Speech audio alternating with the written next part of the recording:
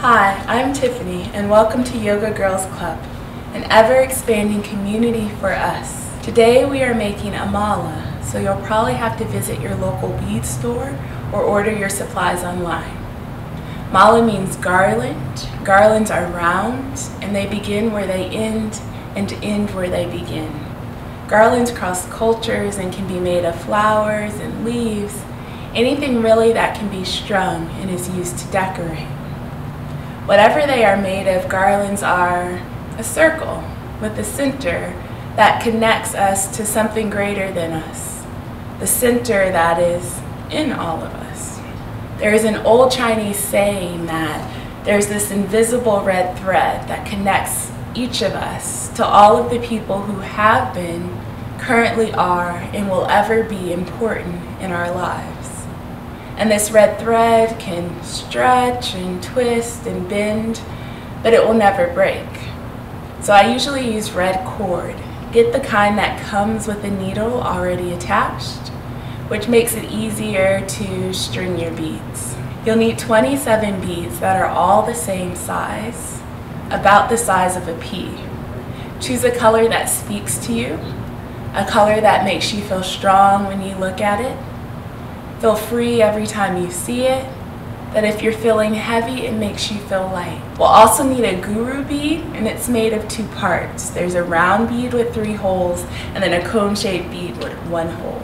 The last thing we'll need is a tassel with a small loop that we can put cord through at the top, or if we don't really want to use a tassel, we don't have to. We can just tie a bow or do something else fun. Unwind your bead cord, stretching it the distance between your hands. We just want to give ourselves a lot to work with, even if we have too much at the end. And we'll start with our guru beads. So the cone-shaped part of the guru bead, let's go up through the narrow part, the bottom, and out through the top, the wider part. And then we'll just slide the bead all the way down. So we still have about 2 arms length worth of thread to work with.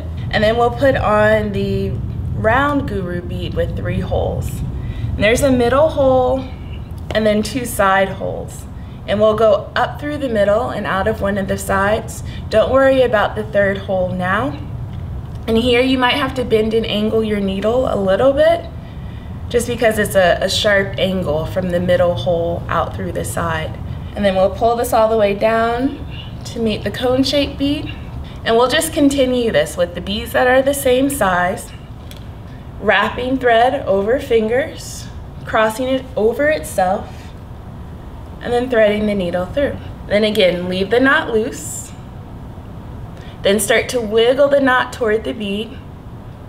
And then a little movement, and sometimes it helps to use the thumbnail to kind of guide the loose knot toward the bead that we just put on. And then we press it as closely as we can. Little pull, we don't pull it all the way. We get our next bead, and we use that to secure the knot once again.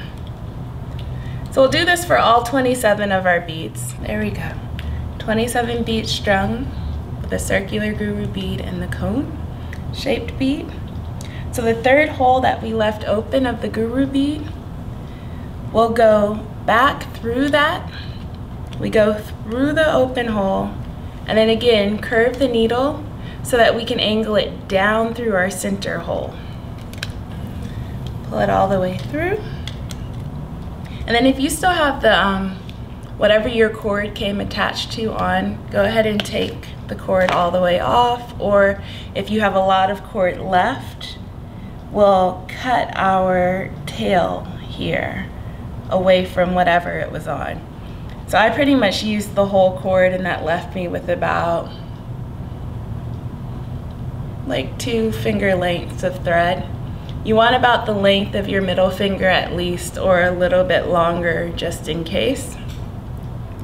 So everything is connected in through the guru bead, the circular one with our 3 holes. Taking our needle, last step with the beads, is we have to go down through the top of the cone-shaped part of the guru bead. And then we pull tightly here to really secure the last knot.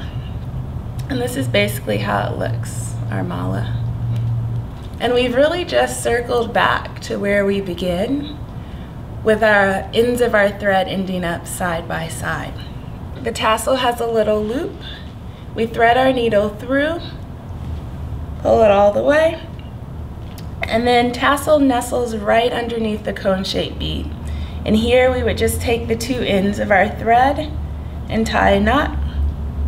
And really using all our strength here, really tying it super, super tight so everything is snug together. And we would just tie knot on top of knot. If we don't want to use the tassel, we'll tie a knot under the cone-shaped bead, and then we'll tie a bow like we're tying shoestring laces, and just making two big loops. And notice how that adds like two more circles.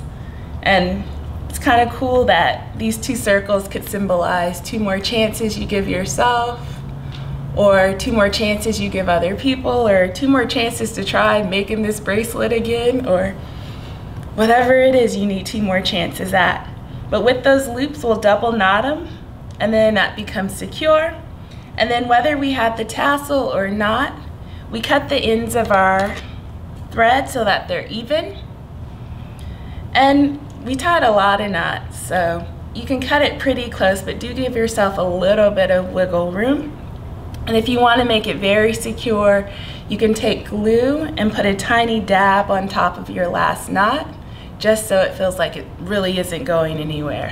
When you hold your mala, you want to lay the beads over your middle finger, and starting with the guru bead kind of hanging right by your index finger, you use your thumb or your thumbnail to start to slide the beads down one at a time. So bead by bead, just sliding them down. Use your mala to say something to yourself 27 times in a row, something that you really need to hear or be reminded of. This changes from moment to moment, hour to hour, day to day. It can be something like, I'm amazing. Or if I don't know my worth one day, I am enough. Or if you don't know you're beautiful, I am light. Or when you are scared, I am safe, or I am strong. Or when you're lonely, I am loved. Or when you're feeling lost and without hope, I believe. Or when you've done something wrong, saying, I forgive myself. Or maybe asking, what can I do to change it? Cup your mala in the center of your hands, and then close your hands over it. Close your eyes and send positive energy into the beads within your hand. Really focus on the feeling of the beads within the palms, sending in the energy of you. That is good, that is calm, that is peaceful, that is love. And when you feel like your energy is buzzing inside of the beads, open your hands and slide your mala onto your wrist. Making a mala takes time and patience. Enjoy the process and wear your mala proudly. It's something you made with your hands and will constantly infuse with meaning that is important to you. The spirit and light in me honors and acknowledges the spirit and light in you, which is the meaning of Namaste.